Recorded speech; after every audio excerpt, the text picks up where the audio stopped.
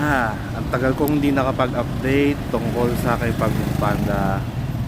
Ngayon, August 2021, ang baba ng delivery rate, di gaya nung last week.